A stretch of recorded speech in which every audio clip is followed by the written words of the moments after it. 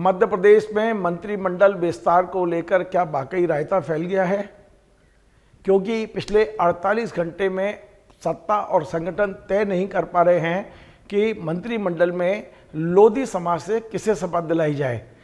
नमस्कार, मैं हूं रविंद्र जैन और आप देखना शुरू कर चुके हैं सबकी खबर।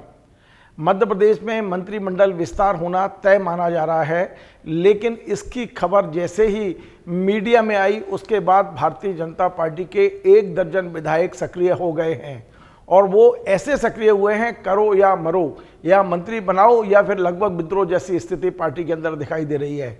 तमाम सारे नेता अब अपने कपड़े सिलवा कर बैठे हुए हैं कि हम मंत्री बनेंगे, जबकि मैं आपको बता दूं अभी तक जो पार्टी ने तय किया है, जो हमारे सूत्र हमें बता रहे हैं, उसके अनुसार 2 नाम तय हो चुके हैं जिन्हें मंत्री बनाया जाना है। उनमें एक नाम बिंद से है राजेंद्र शुक्ला का और दूसरा नाम महाकौशल से है गौरीशंकर जी बिसेन का। ये दोनों का मंत्री बनना तय है। ये दोनों भोपाल आ चुके हैं, अपने निवास पर बैठे हैं और टेलीफोन का इंतजार कर रहे हैं कि कब उन्हें राजभवन पहुंचना है और कब शपथ लेनी है। लेकिन तीसरे नाम पर आकर गाड़ी अटक गई है और गाड़ी ऐसी अटकी है कि अब इसके पीछे तमाम सारे विधायक सक्रिय हो चुके हैं। अपने अपने सूत्रों से पार्टी में फ़ोन करा रहे हैं कि आखिर हमारा क्या दोष है, हमें मंत्री क्यों नहीं बनाया जा रहा है। लोधी समाज के जिन 2 नामों पर विचार पिछले 2 दिन से चल रहा है, उसमें एक हैं उमा भारती के भतीजे राहुल लोधी और दूसरे हैं प्रहलाद पटेल के छोटे भाई जालिम सिंह पटेल। इन दोनों में से एक को बनाया जाना है, तय नहीं हो पा रहा है। लेकिन इसी बीच खबर आ रही है कि 3 दिन पहले वरिष्ठ विधायक रामपाल सिंह जी को मध्य प्रदेश अंत्योदय समिति का जो अध्यक्ष बनाया गया था, उन्होंने चार्ज लेने से मना कर दिया है और वो भी साफ साफ कह रहे हैं कि उन्हें मंत्री बनाया जाना चाहिए। यद्यपि उन्होंने कोई सार्वजनिक बयान नहीं दिया है, लेकिन ये सारी खबरें सूत्रों के हवाले से है, क्योंकि 4 दिन बाद भी उन्होंने इस पद पर ज्वाइनिंग नहीं दी है। आज मीडिया के तमाम सारे उस ग्रुपों में ये खबर वायरल हुई है कि रामपाल भी अड़ गए हैं कि उन्हें केवल और केवल मंत्री पद चाहिए, इससे नीचे नहीं।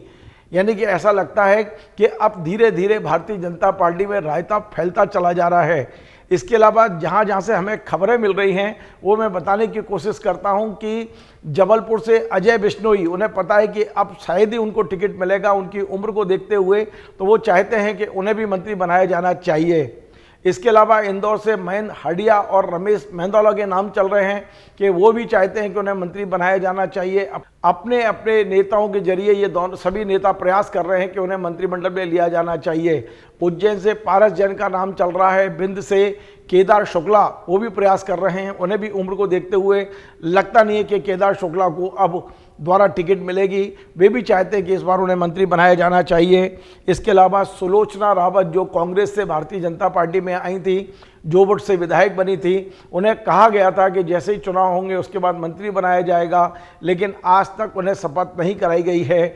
उनका भी बारे में भी चर्चा है कि उन्हें मंत्री बनाया जाना चाहिए, वो भी प्रयासरत बताई जा रही हैं। इसके अलावा सागर से शैलेंद्र जैन, टीकमगढ़ से हरिशंकर खटीक, भोपाल से रामेश्वर शर्मा और टीकमगढ़ से राकेश गिरी, ये भी बताए जा रहे हैं कि ये सभी ही मंत्री बनने के लिए अपने अपने स्तर पर प्रयास कर रहे हैं।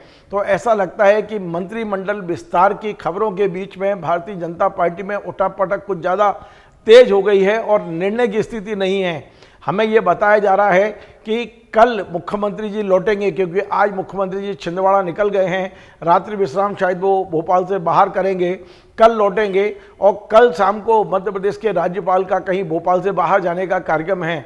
ऐसे में ये तय है कि शपथ ग्रहण समारोह कल ही होगा, क्योंकि भारतीय जनता पार्टी सत्ता और संगठन ने राजेंद्र शुक्ला और गौरीशंकर बिसेन को कंफर्म कर दिया है। उनके पास फ़ोन पहुंच चुका है, उन्हें भोपाल बुला लिया गया है कि उनका शपथ लेना तय है। लेकिन जो 1 सीट या 2 सीट बचती हैं, क्योंकि मध्य प्रदेश में अब केवल 4 सीट खाली हैं, जिस हिसाब से मंत्री बनाए जा रहे हैं उनमें एक लोधी समाज के व्यक्ति को बनाया जाएगा, एक खाली रखने का है।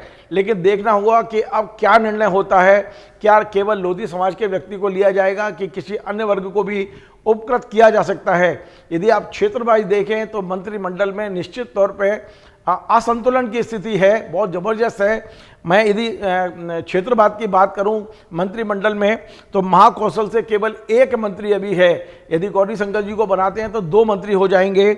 मालवा से 8 मंत्री हैं, ग्वालियर चंबल संभाग से 9 मंत्री हैं, लेकिन हम निमाड़ की बात करें तो सिर्फ 2 मंत्री हैं। बिंद से केवल 3 मंत्री हैं, बुंदेलखंड से 4 मंत्री हैं, और भोपाल जो मध्य एरिया कहलाता है यहाँ 3 मंत्री हैं। इसमें मुख्यमंत्री का नाम शामिल नहीं है। तो ये क्षेत्रीय जो असंतुलन की स्थिति है उसे बैलेंस करने की कोशिश अब बहुत मुश्किल दिखाई दे रही है।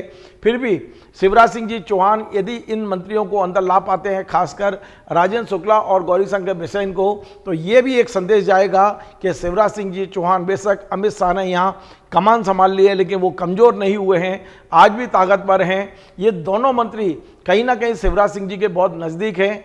जो मैं नाम बता रहा हूँ, राजेंद्र शुक्ला और गौरीशंकर बिसेन, इनका मंत्री बनने का मतलब ही है कि शिवराज सिंह जी चौहान और ज़्यादा ताकतवर बन के मध्य प्रदेश में उभरेंगे। ये जो विरोधी स्वर हैं इन्हें दबाने का काम शुरू हो चुका है। लगातार सारे नेताओं से संपर्क किया जा रहा है और सबको एक ही संदेश दिया जा रहा है, फिलहाल आप केवल सरकार बनाने की बात करें, हम सत्ता में होंगे तो फिर चर्चा कर लेंगे, फिर मंत्री पद की दौड़ में शामिल हो जाएंगे। सत्ता के बाहर हो गए तो फिर सड़कों पे उतरना पड़ेगा। इसलिए यही संदेश है अभी पार्टी का कि फिलहाल सारे विवादों को अलग रखिए, हमें सिर्फ और सिर्फ सरकार बनाने पर फोकस करना है। अब लगभग ये तय माना जा रहा है कि आज रात तक या कल सुबह तक इन नामों पर अंतिम मोहर लग जाएगी और हो सकता है कल 3 मंत्री शपथ ले लें। लेकिन बेशक 3 मंत्री शपथ लेंगे, लेकिन इस मंत्रिमंडल विस्तार से भारतीय जनता पार्टी को फायदा हो ना हो, लेकिन एक असंतोष का भाव जरूर अभी से दिखाई देने लगा है। हमारा ये कार्यक्रम आपको पसंद आए, आप इसे शेयर करें, लाइक करें, कमेंट करें, और आपसे बार बार निवेदन है हमारे इस चैनल को सब्सक्राइब अवश्य करें। धन्यवाद।